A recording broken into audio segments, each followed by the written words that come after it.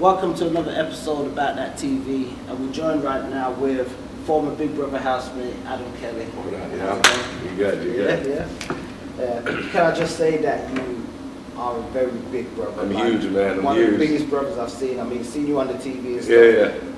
Seeing you now in person, I didn't realize that you was that big. I mean, Look at that shoulder, man. I'm with like an ox. You know what I'm saying? You look like an NFL athlete. I should have been. Could have been. You know what I'm saying? I was there, almost there.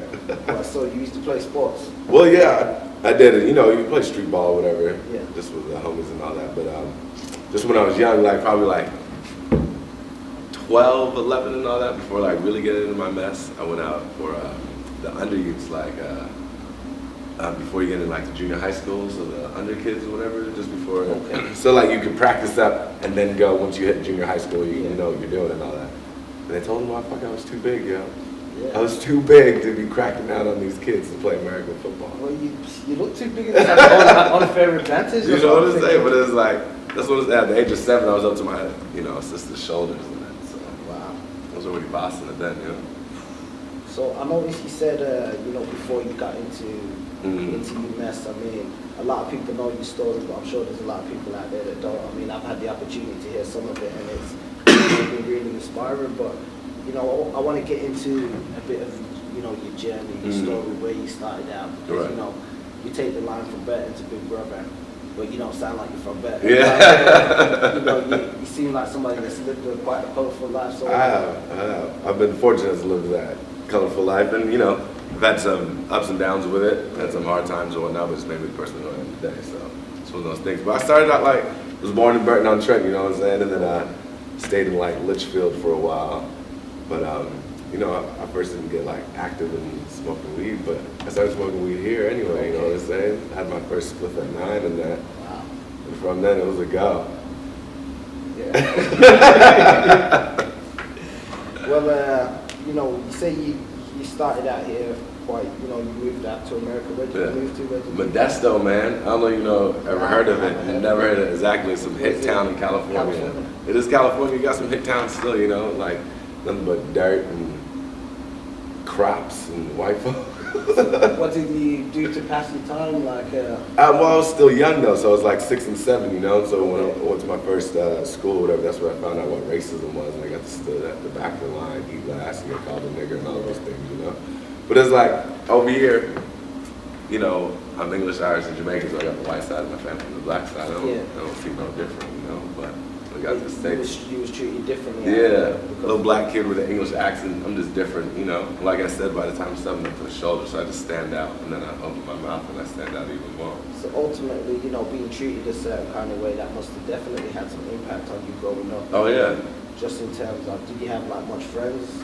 Nah. What happened was I would go to school, whatever, and then I got kicked out of that school, and then I was home for a little bit until I came back to England, and what it was is that my mom was really close with an Irish lady in the States or whatnot, and so I spent time with them, and I grew up with them a lot because my mom worked nights. Okay. So, I call my cousin just because we grew up at that age and we've been a close part of the family for days. Yeah. So me and him used to terrorize the mom. The building we used to live in. When you say terrorize, can you give me Well, let's see, right? So we'd be at the house or whatever, and his mom would be at work, so it'd just be me and him. I'm just telling him, we just go in the cupboards and just start throwing shit for no reason. Or just go, and we lived in a big old, I guess you call them high rises here or whatever. Yeah, so flats and all that. Yeah, so, we just go around and just knock on people's doors and throw shit on their doors and all that, just terrorize the neighborhood kind of deal, Well, I mean, especially it must have been hard. I mean, growing up somewhere totally different, being treated a certain type of way, Was there much things that you could find yourself actively getting involved with? Did you have anything you found you was passionate about, anything that you particularly wanted to do? You know what, at that age, no, I didn't know. And then once I started smoking weed daily and regularly, I just lost that ambition for anything else, Okay. So I didn't find anything I was passionate about or believed in fully until I stopped smoking dope and shit, Yeah. And even then at 19, it still took a while to see what I was passionate about, to find out what I really liked. So. Yeah. Okay, because I know that you spoke quite candidly about, you know, abuse issues with drugs and alcohol, and you know, you haven't got somebody to hide that fact, and you know, ultimately a lot of the stuff you've been through has made you the man that you are today. Right. And you know, if we could get some kind of insight into how you kind of got started, and you know, how I got started with the transformation. Or I guess, yeah, with you. Well, there's a transformation in that. It's like, man, you know, I've had a lot of near-death experiences where it's like I shouldn't be here today, especially the lifestyle that I was living at some points, you know. There's folks that don't make it past 16, especially at 18, you know. And so once I came out of jail again one last time, it was just like something clicked that I had to change. That I wanted to live my life. There was something out there, you know. And so I got hooked up with, you know, with somebody, I like to call him my mentor or whatnot, and it was just a positive person in my life that, you know, wanted to help me change my life for free, you know, and once that male came into my life, and that's what I think I needed, you know, you need a male influence in your life to show you some positive meanings and stuff, you know, it's just like somebody you can connect with and just knows what's up, and he had the same kind of lifestyle as me, and you know, he mentored me and helped me to change my perspective on things, you know. That's really strong. You know, because I know we do look for mentors or for people that we can aspire to be like, you know, that can help build the person that we are within. And I know through your journey, you know, at one point you was in Los Angeles, and, you know, you was hooked up with the Crips, you know, the infamous gang. So, you know, a lot of people look at gangs, but, you know, people join gangs because they're looking for that, you know, that unity, that family bond, you know, that bond that you just don't get nowhere else. And you know, the crazy thing about the streets is that you can bond with the streets, you know what I'm saying? And it's like you can bond with the people that are on those streets with you because you're at the same level, you know? And so I wanted to that mindset has just changed. It's like, this is where I'm going to be and this is what I'm going to do, and that's just it. You know? I mean, I am wearing red now. No, if it was back in the day, we wouldn't be talking, you know. I would have shook your hand, you would have been there, I would have hit you up, and like, what's up, cuz? But yeah, I mean, just to kind of get back on story in terms of your journey, you know, you was out in America. At what point did you come back out here before, and how did you get involved with the Big Brother house? Well, like, I used to come back here all the time, you know, just because all my family's here and that. And then, you know, once I started getting like fully into my drug and alcohol abuse, and I just caused trouble wherever I go, man. I was a terror, you know.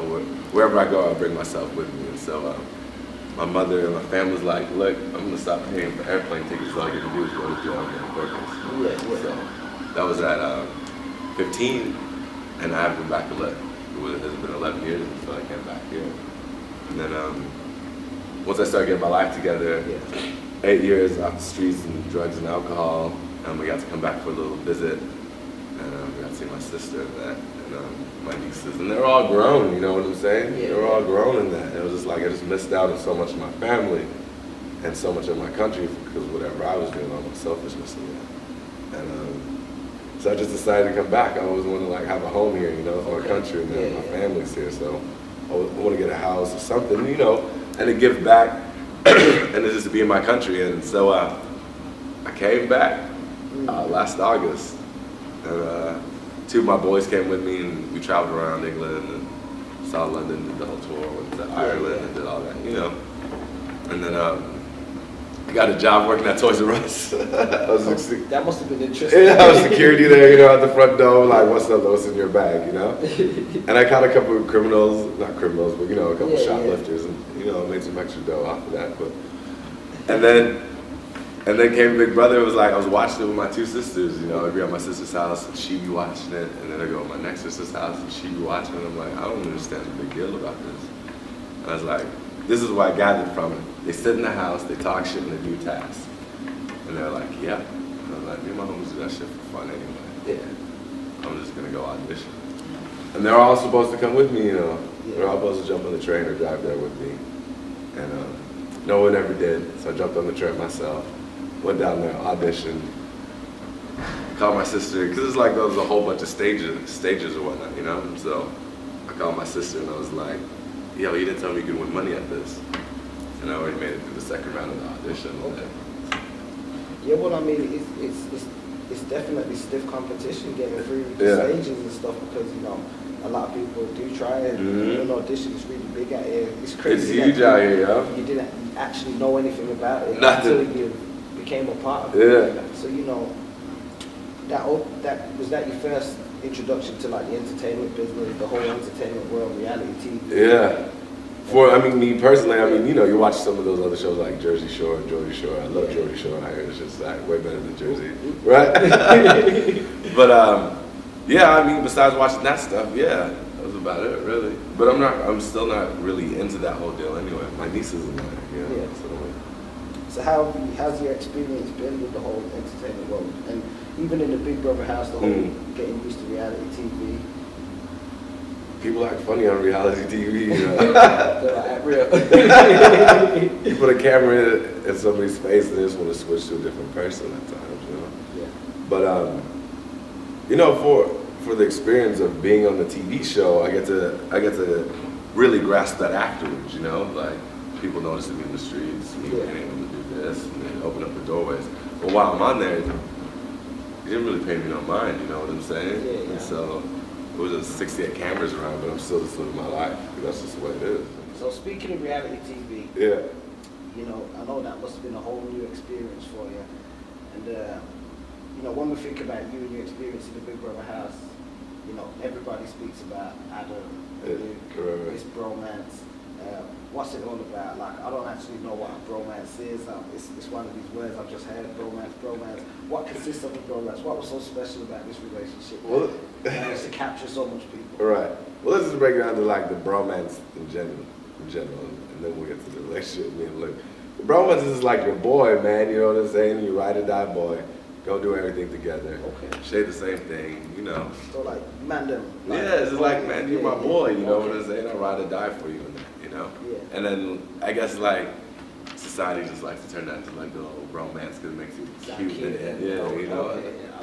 You get it? So that's cool with that. And I mean, the thing in the house is just like, I mean, Luke's Luke, you know what I'm saying? There's like two opposite folks, and we got a connection and formed a friendship out of like, I could honestly say, majority of the people in that house at that time, you know? And for him to be a genuine guy, and I commend him on what he's been through and the choices that he's made, you know? It's got to be a tough lifestyle, you know, and a tough choice to do, but he's made it. And commend him on that. I commend anybody that's going to change their life for the better, especially for themselves or for anybody, you know? And so, with that, the friendships came, and you know, it was a cool folk. It was a good kid. I keep calling him a kid, but he's older than me. I'm just huge, you know, and he's like this big, so.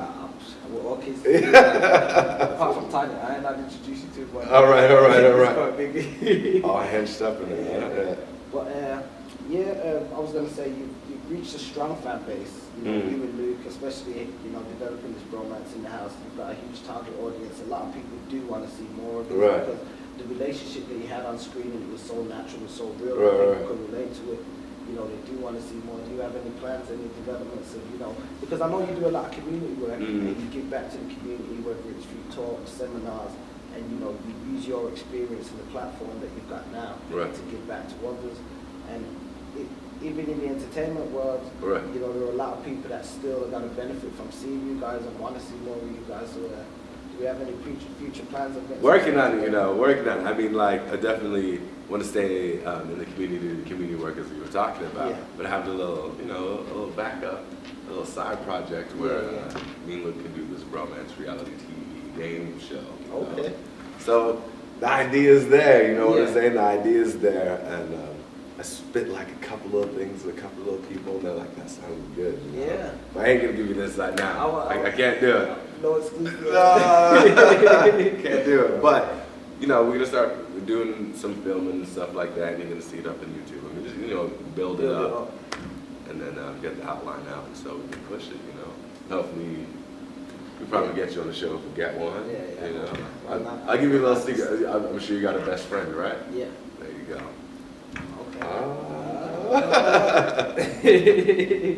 Right. Okay. You know, I know we've just really scratched the surface with some of your story and some of your journey, and I know there's going to be different avenues that you are rolling it out in terms of the community projects and stuff that you're doing, where people can actually come in and hear more in depth Yeah, about absolutely. you know, your journey, because you know, I've heard it and it's really touching, and it sounds like something that could definitely be a movie or a book. Right, you know, right. there's so much in it that other people can benefit from as well, just in terms of living off experience. You know? I keep hearing that, you know, a book or a movie. Well, you know, let's talk movies at the minute. Yeah.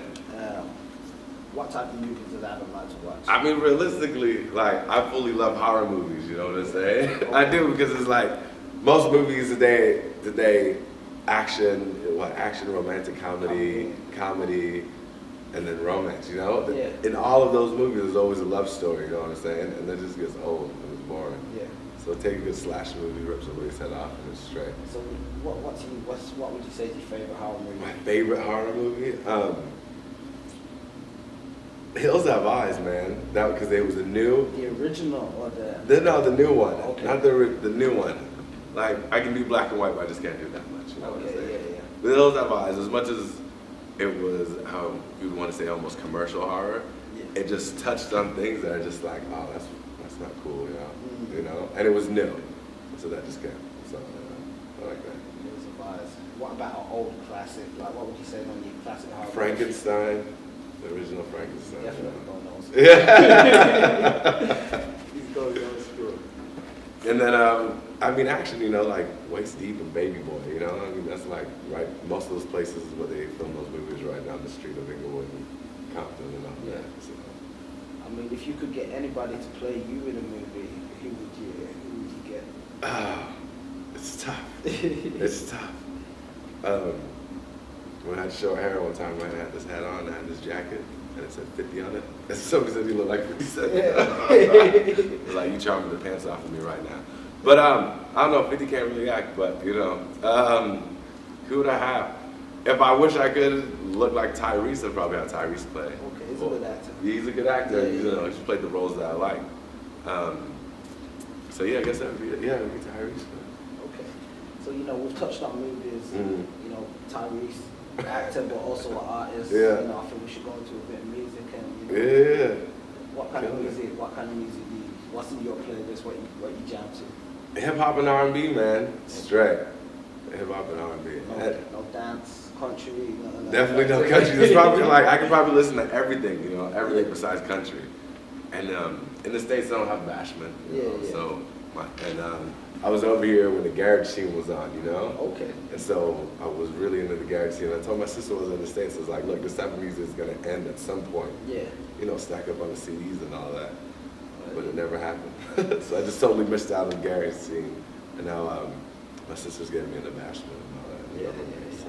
I mean, even the Bashment is building a lot in America as well now, especially like in New York and places like that, because you've got a lot of Jamaicans out there. Right. So, but it's when you come to the West, man, that's a long stretch, you know what I'm saying? And I get it why folks in England and all that really relate with folks in New York, because it's that close. Because it's, It's close, and it's the same weather, and it's cold and extreme. And you adjust quite easily.